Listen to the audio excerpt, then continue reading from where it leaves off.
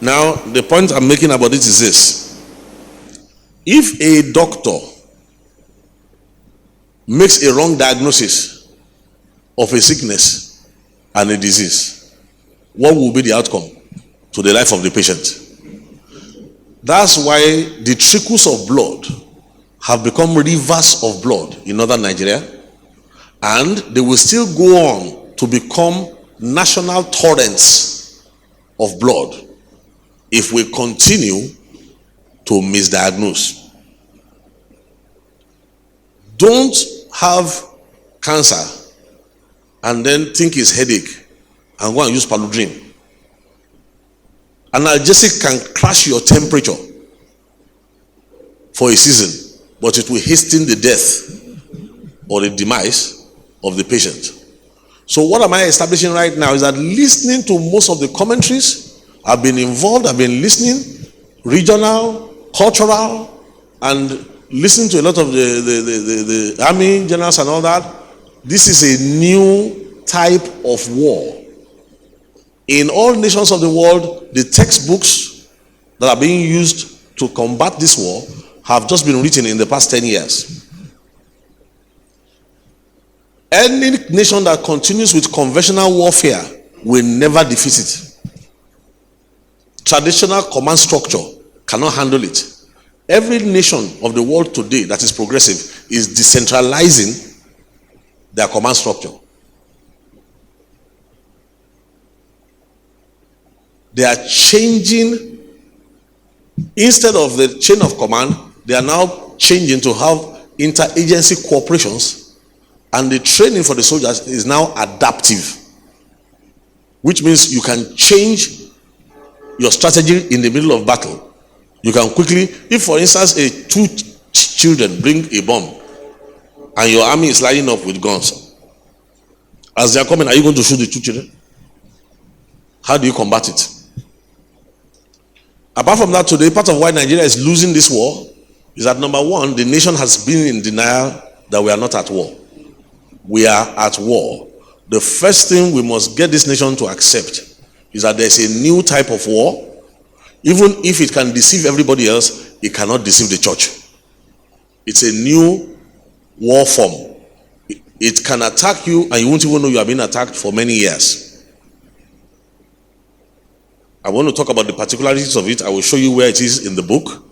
I won't labor on that because I want to get to the final point that you really want. So, as long as we continue to be in denial, you are like a patient who has cancer and says, I have headache.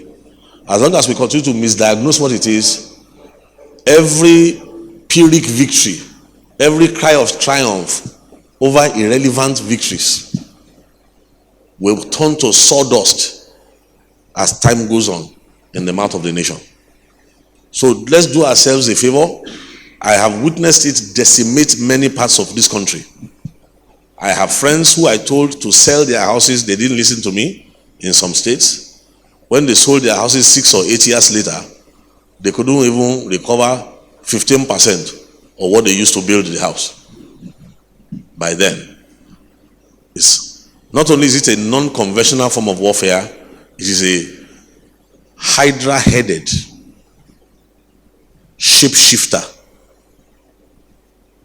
We'll talk about that on the next one. So please, number 2 is we must get the diagnostics right. And Nigeria needs to come out of denial. We have been at war. Our leaders are still talking about how they are preparing for war. How Nigeria... I was in Plateau State some years ago and blood was fresh on the streets. And bishops were calling for guns. When I asked a question that they slaughtered your children in front of you.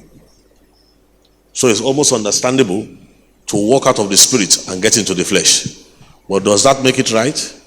Will you get the right results? And we gave a warning that please, if your enemy plans against you for 45 years, don't bring your strategy in 40 minutes and think you will defeat them.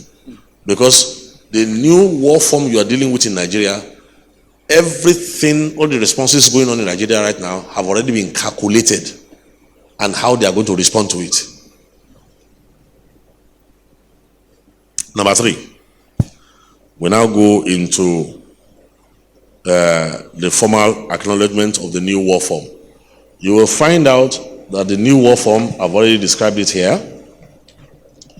I've told you it's a hydra-headed, means it has many heads. It infiltrates a nation first. It can infiltrate a nation for 40 years without firing one gunshot. People will be entering the judiciary. Moles will be entering into politics. Some into the army. Some into the security services. Some into diverse places. That's why during the time of President Jonathan, a lot of stuff was being diverted that was meant for the Nigerian army into the hand of the enemy because there were moles. Finally, President Jonathan himself admitted that it seems as if even within his own cabinet that they had planted moles. We had been saying that for about how many years before he finally accepted that is the truth. Now, if Jonathan admitted that, then what measures have we taken to say that those moles are still not in place as we are speaking right now? Now, these are the things that the church has to openly, not only is it's also in education. And let me just quickly take a short break and show you that it is in education. What year was that? We used to hold private meetings in alerting people. What year did we have that meeting? 2003. Around 2003, we had one of our meetings to enlighten the people who were already on the war front, but they didn't know it. So we had a meeting with journalists then and mentioned that there was a textbook containing information that was calculated to indoctrinate into this new war form. A journalist heard it. He was full of zeal, full of the anointing, and they published a story. When they published the story, they called for him to be sacked. Well, let him just take it. Let the journalist that this happened to, let him take a few minutes to tell his own story. Praise the Lord. Maybe just 5 minutes, I'll run through it. I was at the press conference that Reverend Ladi organized. That was years back. I was still in Punch then as a reporter, a senior reporter.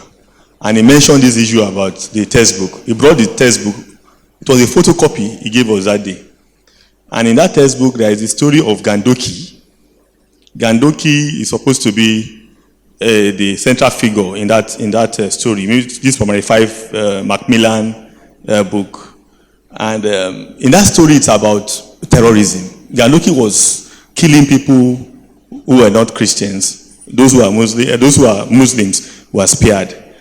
And at the end of the story, there are questions asking the students, why were people killed? They say because they were not Christians. So it was basically an anti-faith story. So that thing was in the primary 5 book. So when I saw it, I said, this thing, and they are reading it in primary school. So immediately I got to the office, did the story. My editor then would not use it. He knew the implication. He would not use, I don't want to mention his name. He didn't use the story for long. So immediately he went on leave. I was like up there too. I just pushed the story and the story was published. The following Tuesday, I heard about Macmillan wrote to Punch and said that story was false, that I was trying to libel the publishing outfit. And they wrote to Punch, and Punch now queried me, how did I get the story? I said, I saw the book now, blah, blah, blah. I said, what's the evidence? And I didn't have a copy. Immediately I ran to Ikeja bus stop, under bridge, and I bought a copy of that same book. It was still in the market. I showed the lawyer, I said, this is the book. In fact, my letter was already waiting. They had written query and they were about to I showed him the letter, the book. And he said, okay. He collected the book from me. I said, I should not worry.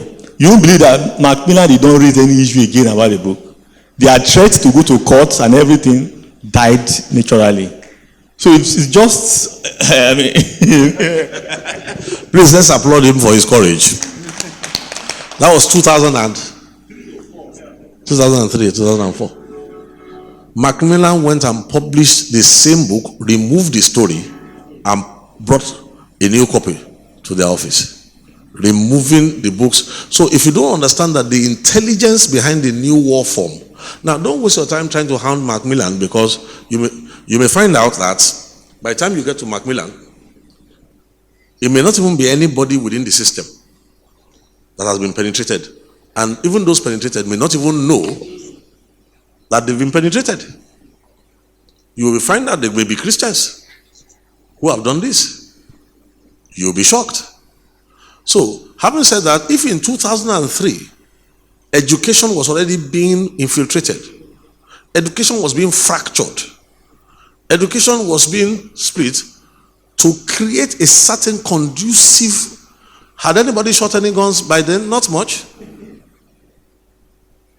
So you are dealing with a hydra penetrating.